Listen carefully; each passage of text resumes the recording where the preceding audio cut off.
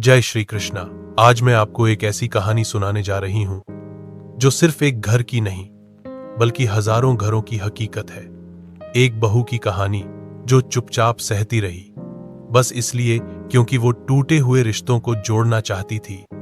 उत्तर प्रदेश के एक छोटे से कस्बे कौशाम्बी में शर्मा परिवार रहता था। परिवार में बुजुर्ग पिता हरिप्रसाद शर्मा, जो सेवानिवृत्त शिक्षक थे, उनकी पत्नी कमला देवी परंपराओं से बंधी एक तेज तर्रार महिला थीं। उनके बेटे विवेक शर्मा ने हाल ही में शादी की थी और बहू के रूप में इस घर में आई थी अनामिका, एक पढ़ी लिखी, सुंदर और समझदार लड़की। परिवार में विवेक की बहन रुचि भी थी, जो शादी नहीं करना चाहती थी और हमेशा अपनी भाभी को शक और ईर्ष्या की नजर से देखती थी। शादी को अभी 10 दिन ही हुए थे। एक सुबह अनामिका जल्दी उठी, चाय बनाई और सास को दी। कमला देवी चाय पीते हुए बोली, चाय तो चलो ठीक बनाई है, लेकिन बहू, सुबह 5 बजे उठने की आदत डाल लो। ये ससुराल है, मायका नहीं। अनामिका ने मुस्कुराकर सिर झुका दिया। जी माँ जी, आगे से ध्यान रखूंगी। रुचि, जो तभी कमरे में आई, ताना कसते हुए बोली, भैया ने क्या सोचकर इससे शादी की होगी, लगता है जैसे मूक प्रतियोगिता जीत कर आई है ये। कमला देवी मुस्कुराई और बोली, अब क्या करें, बहू मिलना भी तो मुश्किल होता है। अनामिका कुछ नहीं बोली, बस चुपचाप मुस्कुरा दी। धीरे धीरे घर में एक अजीब सा माहौल बनता जा रहा था। एक दिन दाल में थोड़ा सा नमक ज्यादा हो गया तो कमला देवी ने सबके सामने अनामिका को खूब डांटा।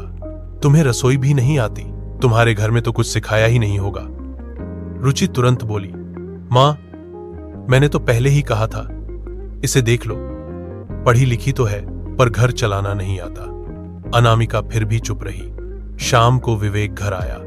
अनामिका ने प्यार से खाना परोसा, पर कमला देवी ने सारा खाना खुद परोसा और रुचि धीरे से बोली, भैया, आज तुम्हारी बहू ने खाना जला दिया था।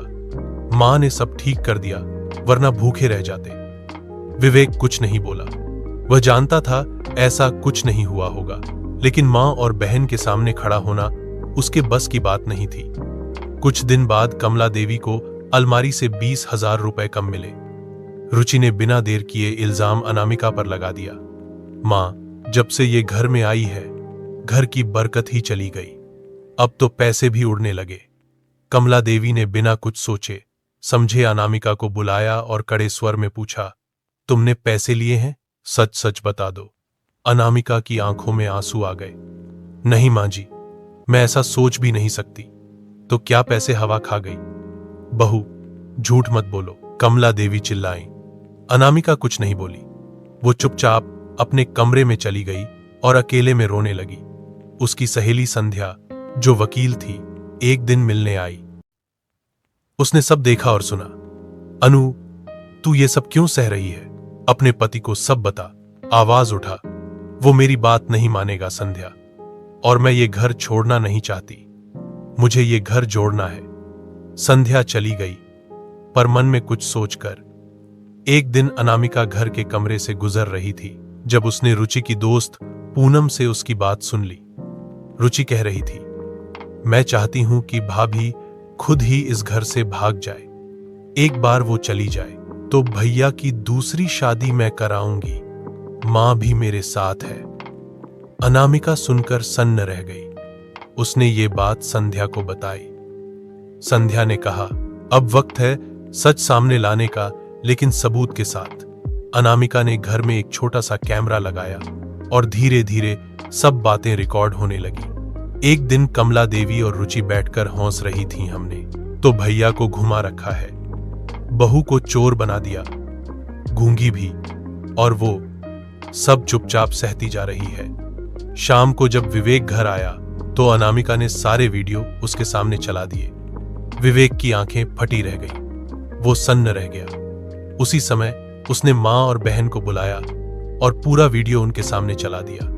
कमला देवी और रुचि के चेहरे पर जैसे हवाइयां उड़ गईं। विवेक ने गुस्से में कहा, अगर मेरी पत्नी आज भी इस घर में है तो सिर्फ इसलिए क्योंकि वो हमसे रिश्ता निभाना चाहती है। मां, दीदी, आपने जो किया वो धोखा था। अब से इस घर में कोई बहू को नीचा नहीं दिखाएगा। कमला देवी के चेहरे पर शर्म थी।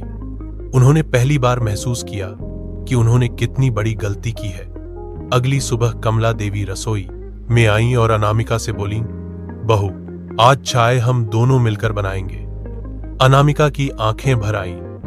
रुचि अब भी चुपचाप थी, लेकिन उसे समझ आ गया था कि बहू को कमजोर समझना उसकी सबसे बड़ी भूल थी।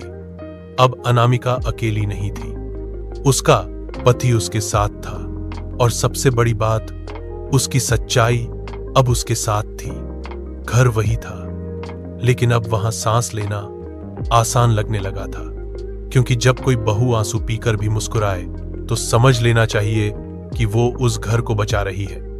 लेकिन जब वही आंसू इंसाफ बन जाएं, तो साजिश करने वालों की नींदें उड़ जाती हैं। घर आपको ये कहानी दिल से छू गई हो, अगर आपने भी कभी ऐसा कुछ महसूस किया हो, तो इस चैनल को जरूर सब्सक्राइब करें, क्योंकि योगी वॉइस पर हम सुनाते हैं वो कहानियां जो सिर्फ कानों तक नहीं, दिल तक जाती हैं।